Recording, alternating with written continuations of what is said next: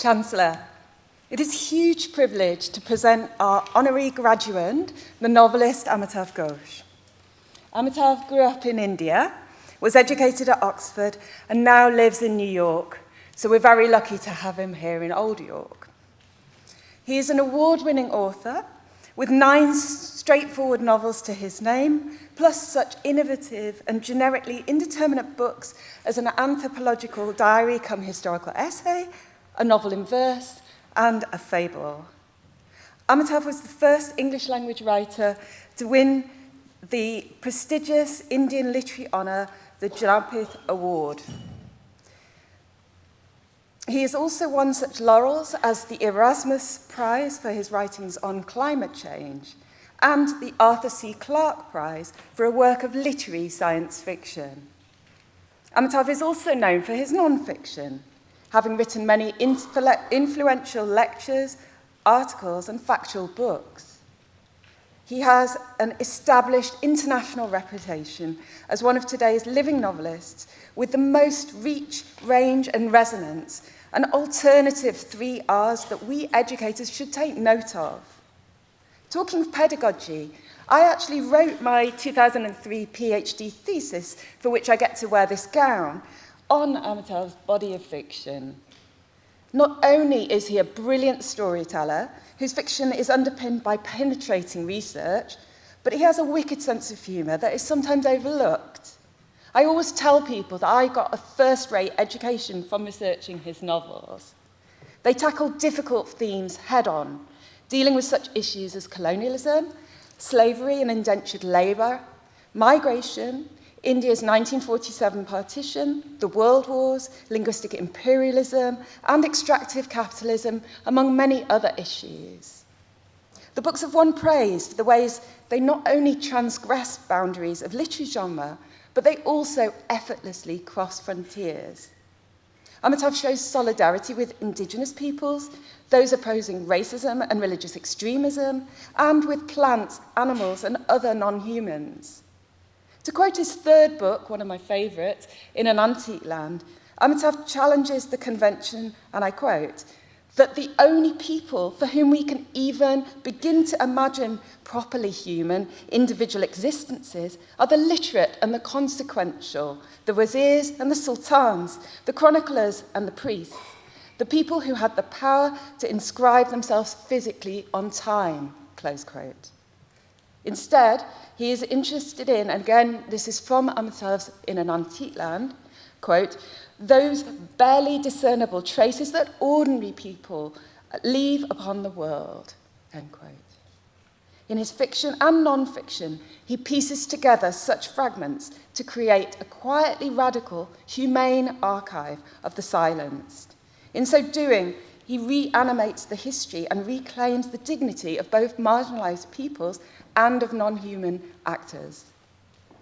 In Amitav's non-fiction book about climate change, The Great Derangement from 2016, and much of his 21st century fiction, he suggests that it is only as humans are heading for environmental ruin that they realise non-human actors shape their lives. And whether or not SARS-CoV-2 was transmitted zoonotically, viruses' status as pathogens makes the COVID-19 pandemic a case in point.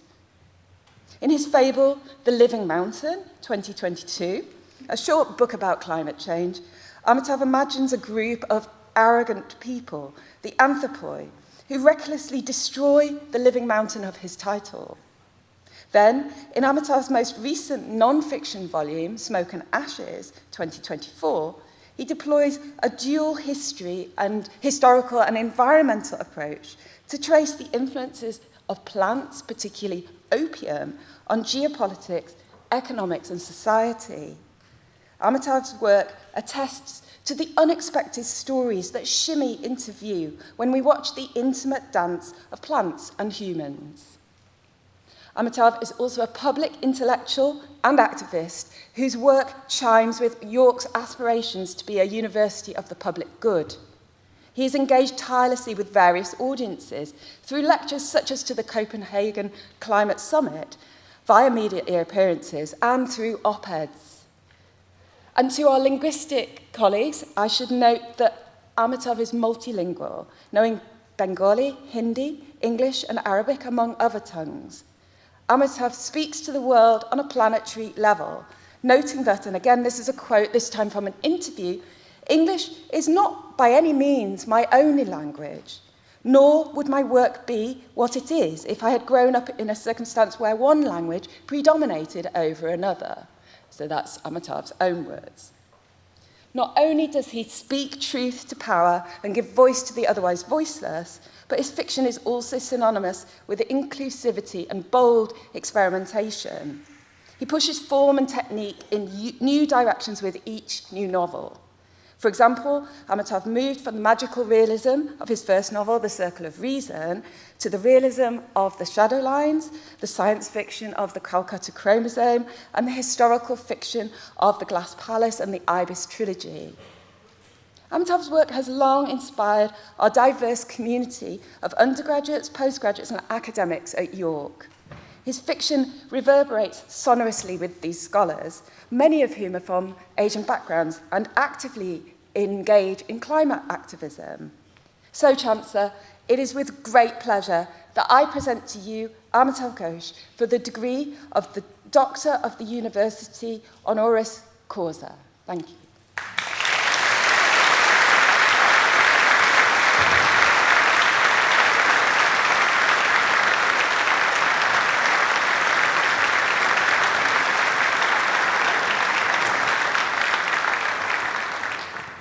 By virtue of the authority vested in me by the University of York, it is my great pleasure to present you with the degree of Doctor of the University honoris causa. Congratulations. Thank you.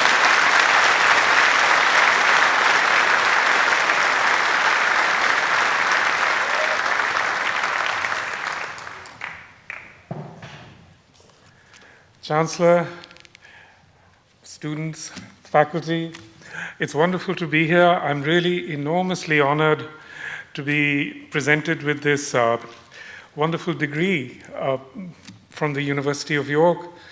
It's really a place that I think is going to be so inspirational for so many generations of students yet to come, because I think the emphasis here is on subjects that are so incredibly important for the future and for all of us, and also subjects that are very much a part of my own concerns. Most of all, climate change, sustainability, how we put across these stories to the world, because really it's all of you young people who are going out into the world who are going to have to deal with incredible disruptions in years to come. We can already see these disruptions beginning. Even 10, 15 years ago, we could not have imagined what we are living through today. And, we can see political and geopolitical disruptions across the planet. So the planet that you're going to be living in 10 years from now are going to be it's going to be a very, very different place. And I think you were very lucky to have studied at York, where they've prepared you to some degree for the future, for the disrupted world of the future. Thank you very much again. I'm really deeply honored to be presented with this degree, and thank you, Claire, for that wonderful presentation.